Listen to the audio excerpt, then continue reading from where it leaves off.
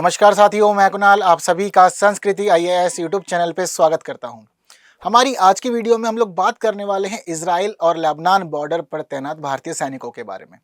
जैसे कि हम लोग बीते दिनों से ये देख रहे हैं कि इजराइल और लेबनान के हिजबुल्ला के बीच का विवाद तेजी से बढ़ता जा रहा है। पेजर अटैक होने के बाद वॉकी टॉकी फटे और उसके बाद अब तेजी से मिसाइलों के हमले किए जा रहे हैं। अब इसकी वजह से इन दोनों देशों के बीच तनाव तो बढ़ रहा है, लेकिन तनाव बढ़ने के बीच में चर्चा हो रही है भारतीय सैनिकों की, क्योंकि इन दोनों देशों के बीच के बॉर्डर पे 600 भारतीय सैनिक तैनात हैं। ये क्यों तैनात है और यहाँ क्या कर रहे हैं, सभी चीज़ों को हम लोग अच्छे से अभी समझ लेते हैं। तो देखिए, हमारी न्यूज़ कह रही है कि लेबनान और इजराइल के बॉर्डर पर क्यों तैनात है 600 भारतीय सैनिक।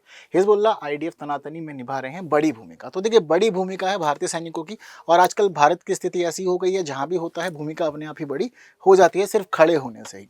तो इजराइल लेबनान बॉर्डर पर भारतीय सेना चीज़ों को समझते हैं। तो देखिए, बीते दिनों पेजर अटैक हुआ, वॉकी टॉकी फटे, ये चीज़ हम लोग अच्छे से जानते हैं। अब इनको जानने के बाद हमें यही पता है कि अब इजराइल और लेबनान इन दोनों के बीच में विवाद बढ़ता जा रहा है।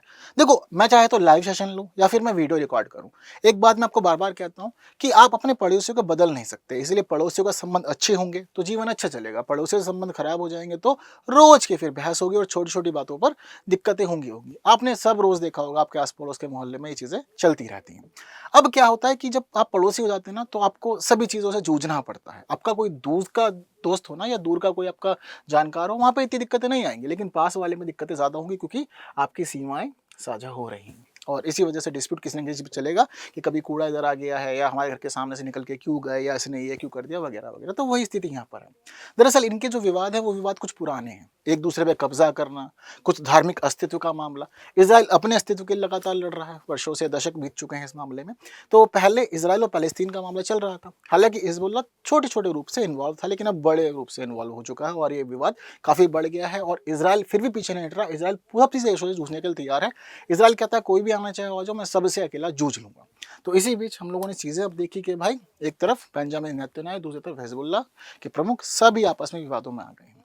ठीक है, अब विवादों में आने के बाद स्थिति ये है कि इनका तो युद्ध शुरू हो चुका है, लड़ाई तो चल रही है इन लोग के आपस में, लेकिन चर्चा हो रही है भारतीय सैनिकों की कि 600 भारतीय सैनिक तैनात होकर सीमा पे कर क्या रहे हैं, और अगर सीमा पे मौजूद हैं तो वो नेतन्याहू की तरफ से है, यानी कि इजराइल की तरफ से, या फिर वो हिजबुल्लाह की तरफ से, वो है किसकी तरफ से।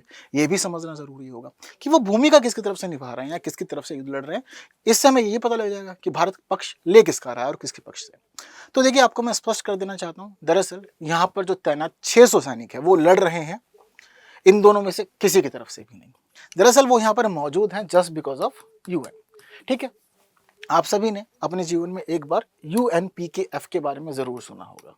किसके बारे में? यूएनपीकेएफ के बारे में, United Nations peace keeping force. इस जो फोर्स है, इसका मामला ये है कि इसमें सभी देशों की सेना के लोग मौजूद होते हैं।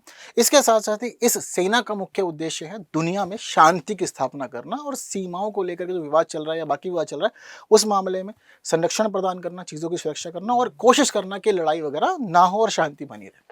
तो इसी वजह से हम देखते हैं कि जो बॉर्डर है इसराइल का और लेबनान का, उस बॉर्डर पे ही हमारे ये भारतीय सैनिक भाई तैनात है, लेकिन इन्होंने जो कैप है वो कैप पहनी हुई है यूएन की, और साथ साथ एक गले में जो इनके एक प्रकार से हम देख रहे हैं कपड़ा लगा हुआ, ये कपड़ा भी यूएन का ही है, बाकी वर्दी भारत की ही है, हमें पता चीज़ है। ठीक है, तो इनका जो मामला है वो मामला इस प्रकार से है कि दरअसल इसराइल और लेबनान के बीच का जो ये बॉर्डर है, ये बॉर्डर 120 किलोमीटर लंबी सीमा है, और इस बॉर्डर को कहा जाता है ब्लू लाइन।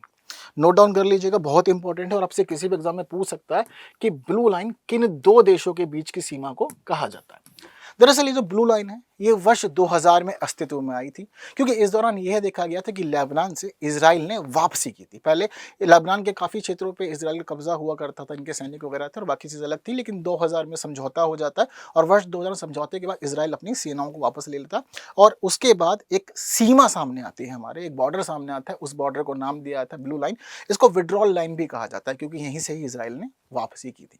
तो जैसे ही यहाँ वापसी हुई थी, उसके बाद भी संभावनाएं थी कि युद्ध कभी भी हो सकता है, दिक्कतें कभी भी हो सकती हैं, तो आने वाले समय में तनाव ना बढ़े, इसी वजह से यूनाइटेड नेशंस ने एक्शन लेकर के यहाँ पर पीस कीपिंग फोर्स को तैनात कर दिया था। तो यूनाइटेड नेशंस का पीस कीपिंग मिशन यहाँ पर काफ़ी लंबे समय से चल रहा है, शांति और सुरक्षा की स्थापना के लिए। अब ये जो बॉर्डर है, इस बॉर्डर को दो भागों में डिवाइड किया गया है। जनरली ये बॉर्डर पूर्व और पश्चिम में विभाजित है, लेकिन दोनों ही हिस्सों पे 3 से 4 बटालियन तैनात कर रखी है यूएन ने, और एक बटालियन के अंदर 600 से ज़्यादा सैनिक होते हैं। तो यहाँ पर जो ये बटालियन तैनात हैं, जो है शांति और सुरक्षा का काम कर रहे हैं, यहीं पे ही कार्य कर रहे हैं हमारे 600 भारतीय भाई सैनिक, जो भूमिका निभा रहे हैं सारी की सारी यहाँ पर सुरक्षा स्थापित करने में, शांति के लिए और चीज़ों को संभालने के लिए। तो यही बड़ा वजह है जिसकी वजह से हम यहाँ देख रहे हैं कि चर्चा हो रही है भारतीय भाइयों की या हमारे भारतीय सैनिकों की कि वो किस प्रकार से मौजूद हैं, क्या भूमिका निभा रहे हैं। तो क्लियर है, किसी की भी तरफ से नहीं लड़ रहे हैं वो, सिर्फ वो यहाँ पर यूएन की वजह से मौजूद है। और ये बात भी ध्यान रखिएगा, बेशक उनका काम यहाँ पर शांति स्थापित करना है या किसी ना किसी की सीमा पे खड़े होंगे, लेकिन वो दोनों देशों में से किसी भी सरकार का ऑर्डर नहीं सुनते, ना ही वो मानने के लिए यहाँ पे खड़े हुए। यहाँ पर वो सिर्फ उन्हीं ऑर्डर्स को फॉलो करेंगे जो ऑर्डर्स उन्हें यूएन की तरफ से दिए जाएंगे, जो बातें यूएन की तरफ से आएंगी सिर्फ उसी को फॉलो किया जाएगा। बाकी कोई कुछ भी कहता रहे, किसी की बात नहीं माननी है, ये स्ट्रिक्ट आदेश है। ये बात भी ध्यान रखिएगा कि यहाँ पर जितने सैनिक मौजूद हैं, अगर उन सैनिकों को भारत भी कोई आदेश देगा तो वह भारत की बात भी नहीं सुनने वाले हैं।